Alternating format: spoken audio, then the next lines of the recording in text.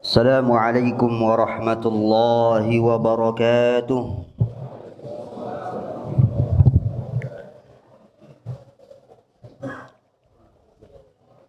Innal hamdalillah nahmaduhu wa nasta'inuhu wa nastahdi wa natubu ilayh wa na'udzu billahi min shururi anfusina wa min sayyiati a'malina. May yahdihillahu fala mudilla lahu ومن ليضله فلا هادي له أشهد أن لا إله إلا الله وحده لا شريك له وأشهد أن محمدا عبده ورسوله لا نبي ولا رسول بعده اللهم صل وسلم على النبي الكريم محمد صلى الله عليه وعلى آله وصحبه أجمعين أوصيكم بنفسي وإياي بتقوى الله فقد فاز المتقون قال جل وعلا يا أيها الذين آمنوا اتقوا الله حق تقاته ولا تموتن إلا وأنتم مسلمون فإن أصدق الحديث كتاب الله وخير الهدى هدى محمد صلى الله عليه وسلم وشر الأمور محدثاتها فإن كل محدثة بدعة وكل بدعة ضلالة وكل ضلالة في النار. Sidang jamaah Idul Adha yang Allah muliakan.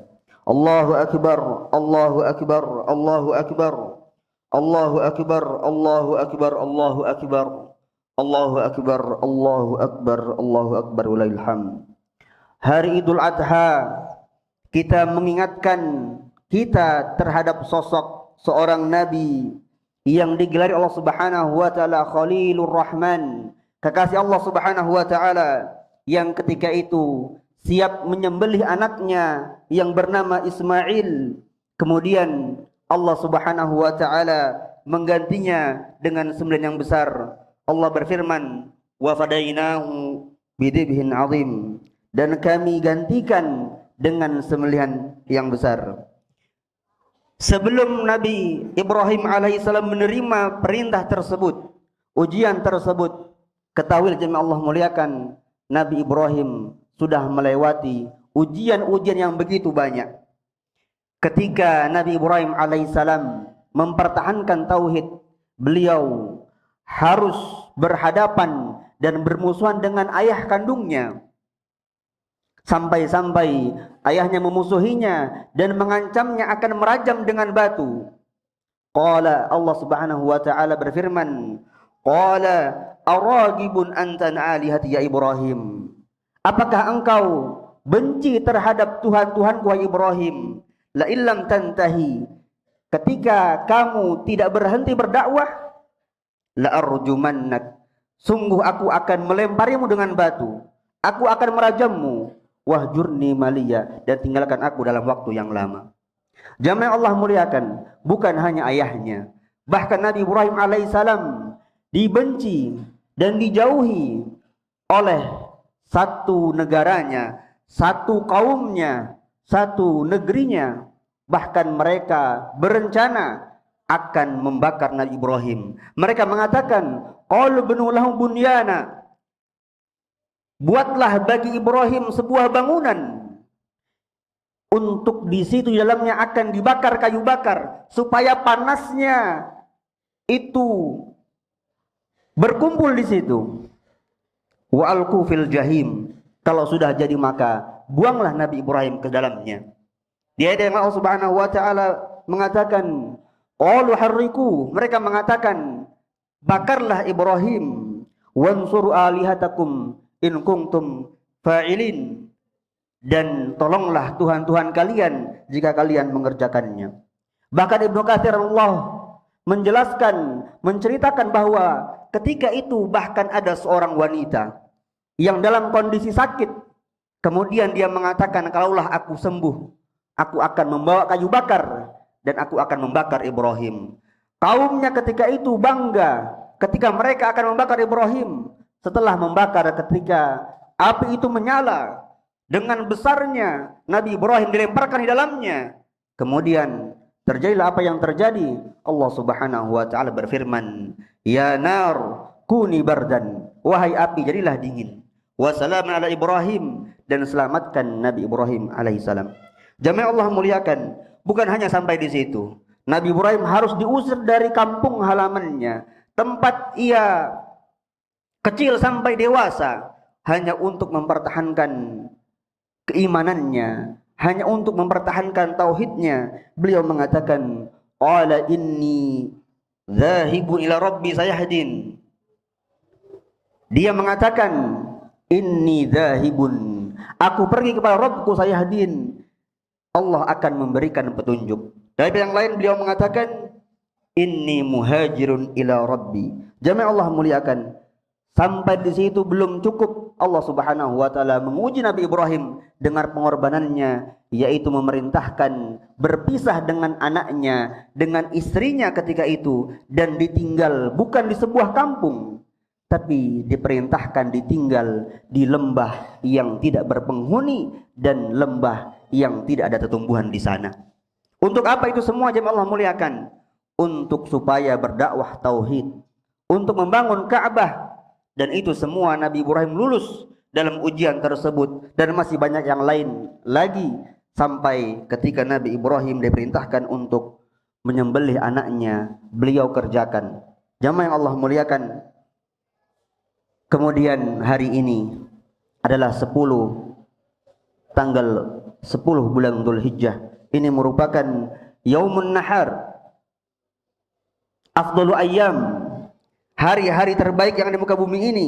Kita diperintahkan untuk menumpahkan darah, mengalirkan darah, sebagaimana Nabi SAW bersabda, ma min amalin ahabbu ilallah, ma min amalin amala ibnu Adam ahabbu ilallah min hiraqati damin, atau kama qala, tidaklah satu amalan di hari ini, fi yaumin nahr, sebuah amalan yang Allah cintai dibandingkan seseorang yang mengalirkan darah.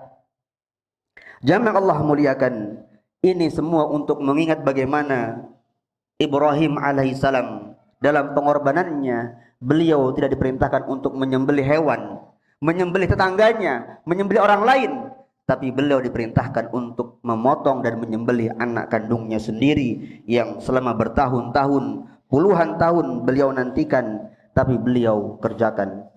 Jamaah yang Allah muliakan, syariat menyembelih ini adalah syariat dari Allah Subhanahu wa taala sebagai syiar tauhid. Syariat ini bukan hanya untuk kita, tapi ada sejak zaman Nabi Adam alaihissalam. Allah Subhanahu wa taala menceritakan, watslu alaihim naba abnai Adam bil haqq.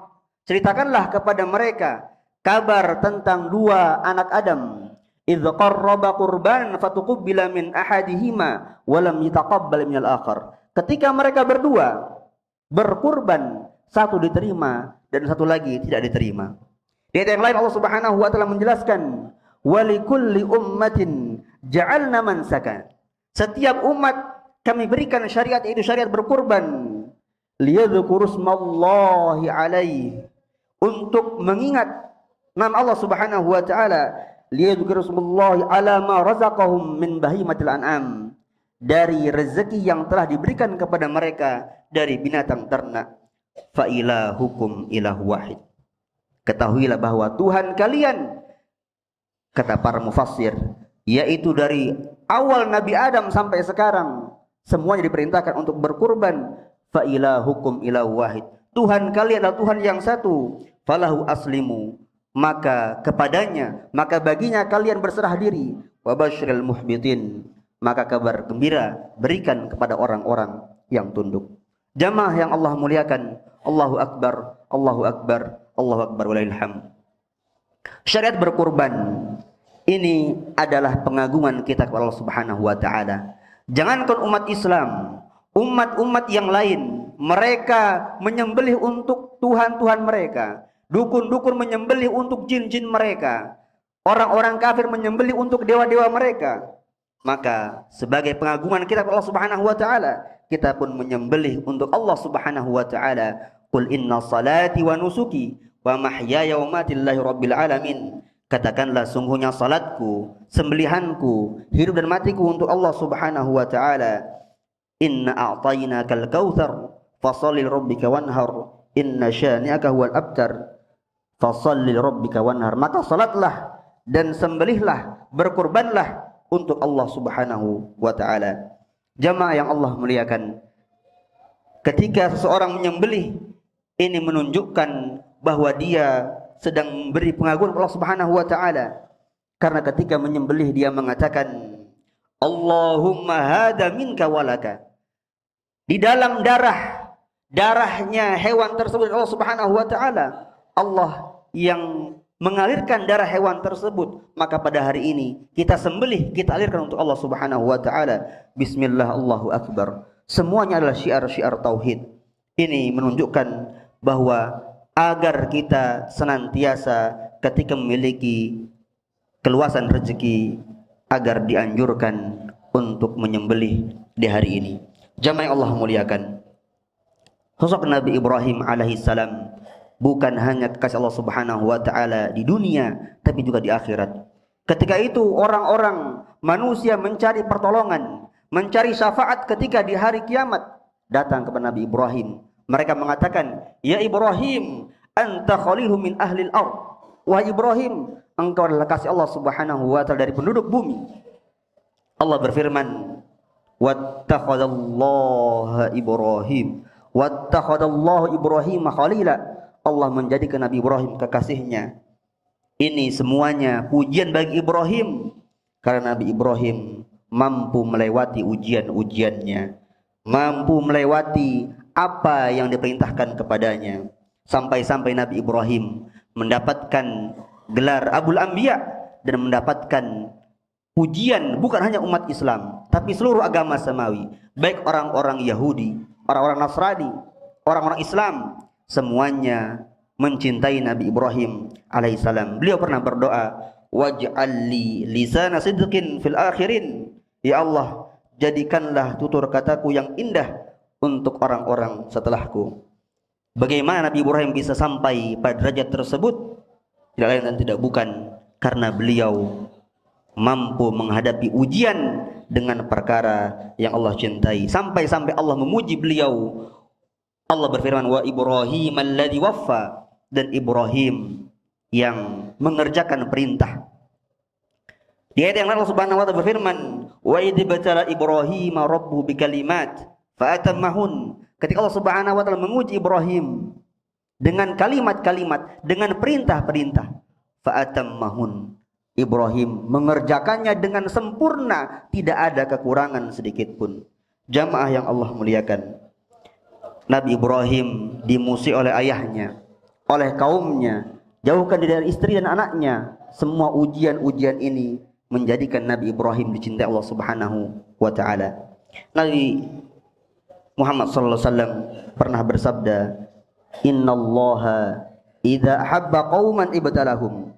Sesungguhnya Allah Subhanahu wa taala kalau mencintai sebuah kaum, Allah akan memberikan ujian kepada mereka. Man yuridillahu bi khairan yusib minhu. Barang siapa, kata Nabi alaihi wasallam, yang ingin kebaikan padanya, Allah memberikan ujian padanya. Maka ujian-ujian yang datang dalam kehidupan kita, itu semua ditujukan agar kita naik derajatnya, agar kita dicintai Allah Subhanahu wa taala, dengan syarat ketika kita mendapatkan ujian, dihadapi dengan kesabaran, dihadapi dengan keridhaan, dan dihadapi dengan husnudzan Allah Subhanahu wa taala, seberapapun ujian yang kita terima. Allahu akbar, Allahu akbar, Allahu akbar walillahil hamd. Jamaah sidang salat Idul Adha yang Allah muliakan, tidak semua keinginan kita dalam kehidupan ini tercapai. Tidak semua cita-cita kita Allah wujudkan dalam kehidupan dunia kita. Namun banyak yang kita inginkan terjadi dalam kehidupan kita, tapi pada kenyataannya berjalan tidak sesuai dengan yang kita harapkan. Ini semua merupakan ujian bagi kita, ujian untuk kita naik derajat di sisi Allah Subhanahu wa taala, ujian agar supaya kita cinta Allah Subhanahu wa taala. Kita lihat bagaimana Nabi Ishak, Nabi Yakub, yang ketika itu Nabi Yakub adalah seorang nabi yang Allah cintai pada zamannya, tapi Allah Subhanahu wa taala menguji beliau dengan orang yang paling ia cintai, yaitu kehilangan anaknya Yusuf alaihissalam.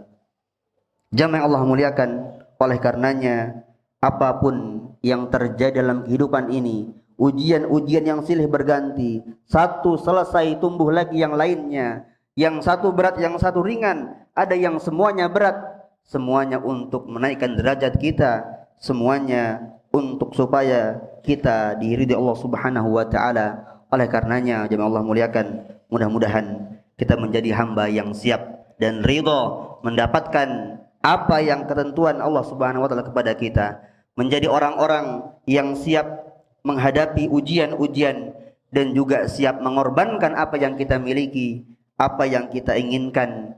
Terkadang tidak sesuai dengan apa yang kita harapkan, tapi Allah Subhanahu wa taala punya kehendak lain. Ini semua agar supaya kita layak mendapatkan predikat dicintai Allah Subhanahu wa taala. Innallaha wa malaikatahu yusholluna 'alan nabi ya ayyuhalladzina amanu shallu 'alaihi wa sallimu taslima. Allahumma shalli 'ala Muhammad wa 'ala ali Muhammad kama shallaita 'ala Ibrahim wa 'ala ali Ibrahim fil 'alamin innaka Hamidum Majid. Wa barik 'ala Muhammad wa 'ala ali Muhammad kama barakta 'ala Ibrahim wa 'ala ali Ibrahim fil 'alamin innaka Hamidum Majid. Allahumma ighfir lil mu'minina wal mu'minat wal muslimina wal muslimat al ahya'i minhum wal amwat ya qadiyal hajat. Allahumma aril haqqa haqqa warzuqna ittiba'ah wa arinal batila batila warzuqna ijtinabah. Allahumma ati nufusana taqwaha wa zakkiha anta khairu man zakkaha anta waliyyu maulaha. Rabbana hab lana min azwajina wa dhurriyyatina qurrata a'yun waj'al muttaqina imama. Rabbana taqabbal minna innaka antas samiul alim wa tub 'alaina innaka antat tawwabur rahim. Rabbana atina fid dunya hasanah wa fil akhirati hasanah wa qina 'adzaban nar. Ibadallah, innallaha ya'muru bil 'adli wal ihsan wa ita'i dzil qurba wa yanha 'anil fahsya'i wal munkari wal baghi ya'idukum la'allakum tadhakkarun. Taqabbalallahu minna wa minkum.